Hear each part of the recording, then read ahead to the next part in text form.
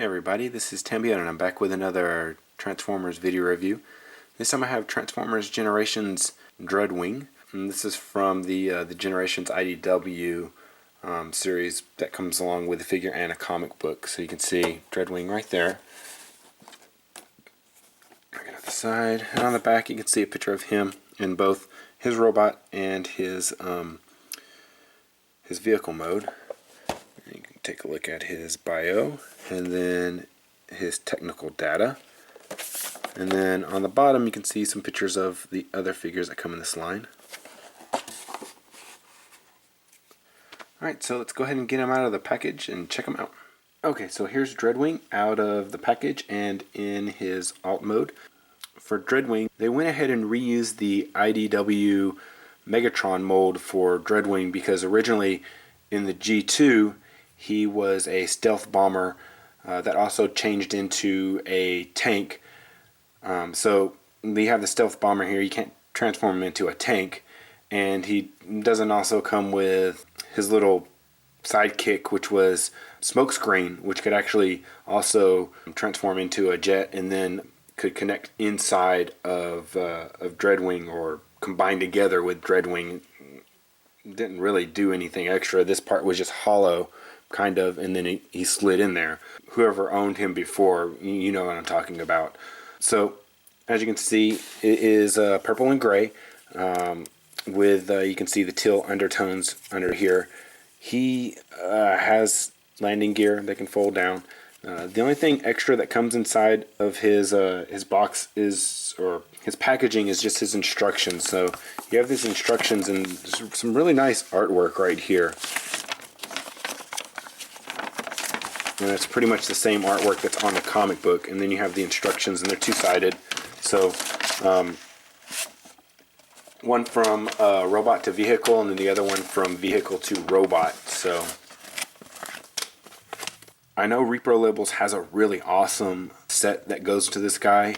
Fortunately, I probably won't be picking that up for him. Let's go ahead and I kind of showed off this guy to you a little bit more. He's showing up a little bit more blue in my camera. Maybe after processing he'll look a little bit darker, but he's a pretty dark purple color.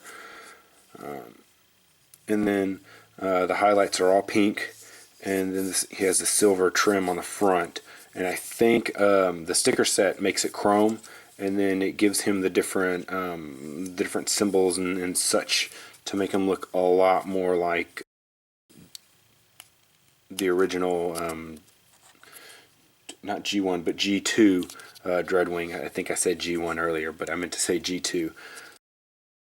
So for transformation, it's, if you've seen my Megatron video, should be pretty versed in already what's going to go on with this guy. So the wing bits, they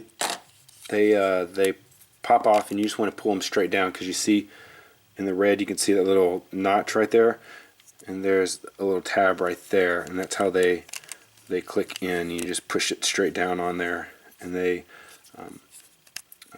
click onto or tab onto that portion right there, and then you have the rest of this guy. So what you want to do is you want to take this portion, pull it apart a little bit from this, and then you want to pull this out, and it tabs in right here and right here, and then there's a tab that goes into here, and you just want to kind of pull this apart, and you can kind of pull this down. Let me show it from this end, it's a little bit easier.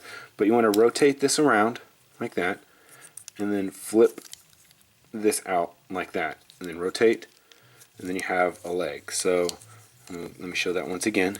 Rotate this around, out, and then turn it. And you do that, make sure the heels are out, and then you can also flip these panels out. So there you have the legs, like that.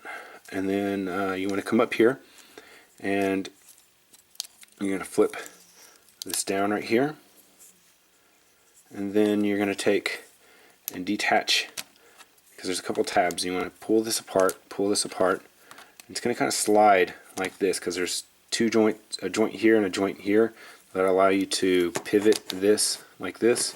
So you just want to slide it out like that, and then you want to take and pivot this up and as you're coming back, you see that there's a little notch right here, or a little hook thing, and then there's a little hole. Just want to peg it onto there.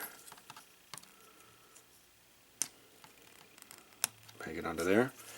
And so that's already done. Then you want to flip this down. His head's getting stuck. Sorry, his head got stuck on there. There you go. Flip that down, and then this goes and tabs into there.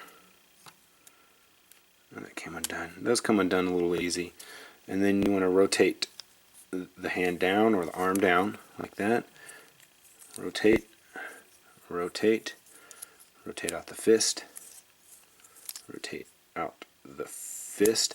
I don't remember my Megatron like being so loose right here, where it would pop. This would pop apart so easily. I don't know, it doesn't seem to snap in very well. But as you can see, if you look at it, he does have a new head sculpt, and he does have light piping on him. So, and that's to make him look more like his original G2 counterparts. So. And then he also comes with this weapon right here, and this weapon was meant to be Megatron's weapon. So what you would normally do is you would flip this out like that, and then combine these two pieces together. You see there's a tab and a hole, and then a tab and a hole. So I'm going to tab those together like that. See, those are the two spots. And then you would take this portion right here and flip it back, and then this would extend out. And then you would take it, and then you could attach it right there, or you can put it in his hand. But what I've done to make it a little different is I've taken and actually cut out this portion right here.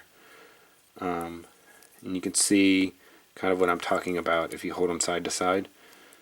See that little portion right there? I kind of cut that out so that you can flip this down like this. Or if you don't want to cut this portion out because you don't want to see this cut, you can actually cut this part right here out so you can flip it then this away around. So I did that, and then you can combine it back together.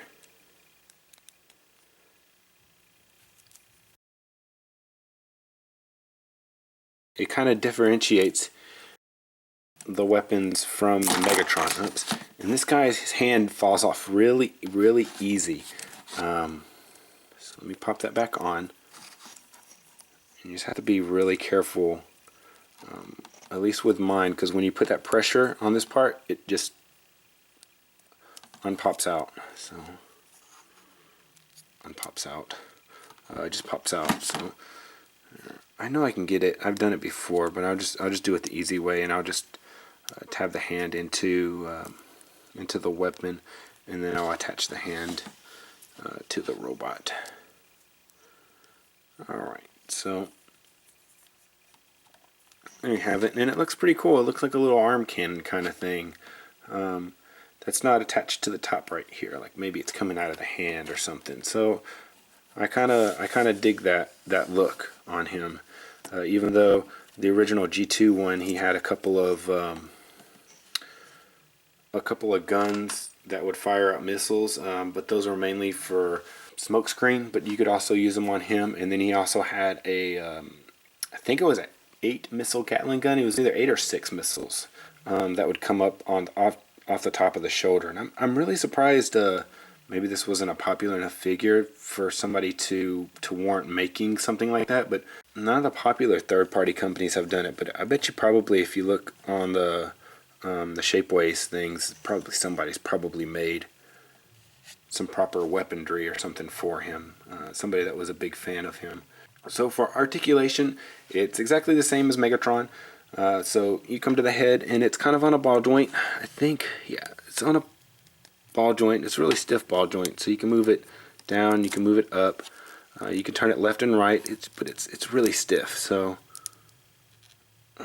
it's really hard to do that. So and then you come here, and the shoulder has a ball with a cut in it, so you can move it forward, you can move it back, you can move it out a little bit, but it's that joint, and then it has a hinge in there too.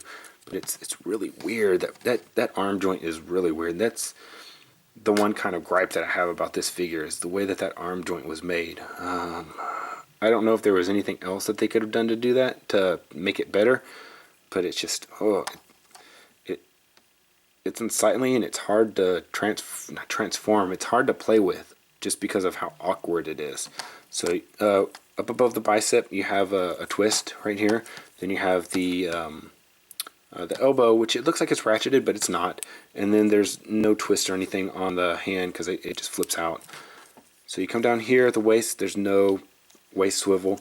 You can move the leg back and forth because of a ball joint, and then out because that cut on the top. Then there's right above the knee, there's a pivot. Then there's the knee joint. And then if you come down here on the toe, you can point the toe down, you can point the toe up, you can move the heel. The heel is independent of the front part of the foot.